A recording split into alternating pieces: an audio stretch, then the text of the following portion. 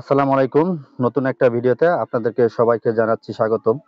এই মুহূর্তে আমি একটা এক্সিও গাড়িতে বসে আছি, যার মডেল হচ্ছে 2013, রেজিস্ট্রেশন হচ্ছে 2017। তো অনেকেই গাড়ি চালানোর যে নিয়মটা সেটা কিন্তু প্রত্যেকটা সিস্টেম একই রকম, কিন্তু গাড়ির অপশনগুলো আলাদা। তো অনেকেই এসি ছাড়তে পারেন না, বা আপনারা যে সুইচের সাথে আপনারা পরিচিত না। তো আজকে আমি আপনাদেরকে কিছু সুইচের সাথে আপনাদেরকে পরিচয় করে দিব যে আপনারা কিভাবে এসি ছাড়বেন, কিভাবে কোন সুইচে কি কাজ করে সেটা আমি একটু শর্টকাটে বলে দিব। কারণ প্রত্যেকটা গাড়ির এই সিস্টেম গুলো একই রকম, যেমন স্টারিং এর যে বিষয়টা সেটা হচ্ছে সবই একই রকম থাকে, কিন্তু বিভিন্ন মডেলের যে গাড়িগুলো এই অপশন গুলো হয়তো দেখা যাচ্ছে এটা একটা গোল একটা বলের মতো, ধরেন একটা চাকার মতো। অনেকটা আছে যে এটা এই চাকাটা থাকবে না, এরকম ড্যাশবোর্ডের সাথে এরকম থাকবে, কিন্তু আপনাকে এই আইকন গুলো ফলো করতে হবে। এখানে যে আইকন আছে এই আইকনের কাজগুলো কি, তাহলে আপনি ওই ড্যাশবোর্ডে থাক বা এই চাকার মতো এটাই থাক, কিন্তু প্রত্যেকটা জিনিসের সেম একই রকম। তো সেই সাথে আমরা একটু পরিচয় করে নিই। আমাদের এইগুলো হচ্ছে প্রত্যেকটা হচ্ছে এসির অপশন।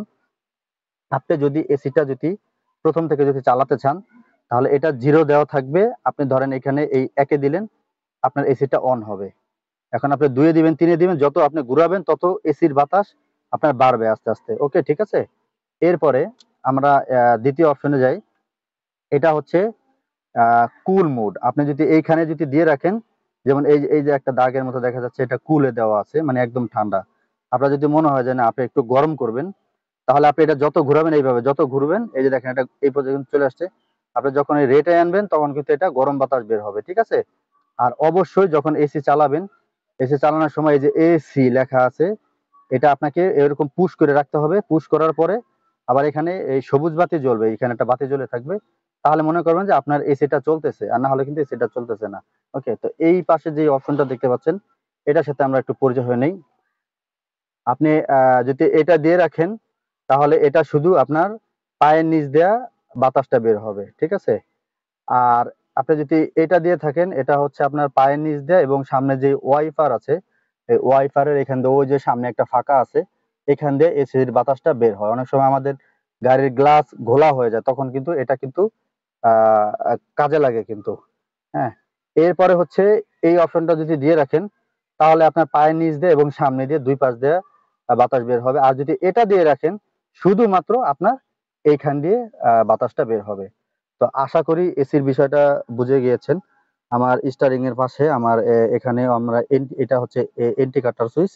আপনারা যদি এইভাবে দেখেন তাহলে বুঝতে পারবেন, এটা হচ্ছে ইন্ডিকেটর সুইচ। আপনি যখন ডান দিকে যাবেন তখন হচ্ছে এই নিচে টান দিবেন, গাড়িটা ডান দিকে সিগন্যাল দিবে হলুদ বাতি। এরপরে হচ্ছে আপনার নিউট্রাল করে দিতে পারবেন। এরপর বামে গেলে আবার উপরে ধাক্কা দিবেন, তাহলে এটা বামের লাইটটা জ্বলবে। এবারে মাঝখানে বানলে নিউট্রাল হয়ে যাবে। ওকে, এরপরে আর এখানে আরেকটা এই সুইচের আরেকটা কাজ আছে। যেরকম আপনি এখানে হচ্ছে এই মাথাটা যদি আপনি একবার ঘুরান, তাহলে আপনার পার্কিং লাইট জ্বলবে। আপনি যদি দুই সুইচ দেন, তাহলে আপনার হেডলাইট জ্বলবে। এখন হেডলাইট জ্বলে গেছে, তো হেডলাইট বন্ধ, এই পার্কিং বন্ধ, আমরা ইয়ে করে দিলাম। অনেক সময় আমরা দেখা যাচ্ছে যে গাড়িতে আপার ডিপার দেয়।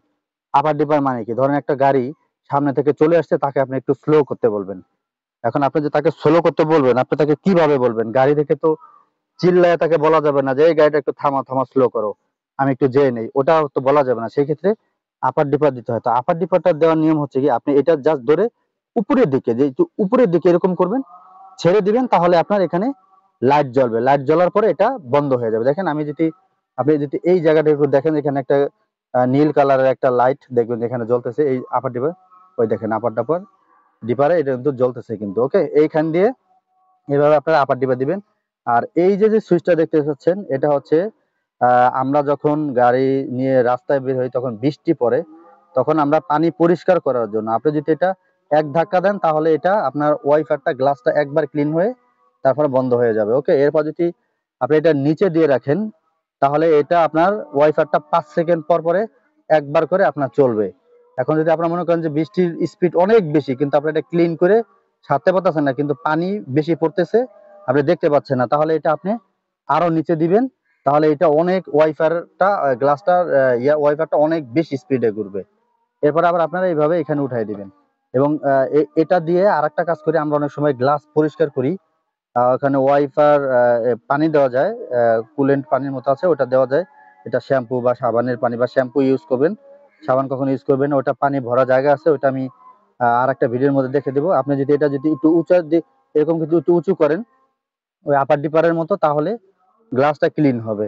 ঠিক আছে, মানে গ্লাসে পানি আর কি বের হবে, এবং সেই সাথে আবার এখানে এভাবে আপনার গ্লাসটা কিন্তু ক্লিন হয়ে যাবে।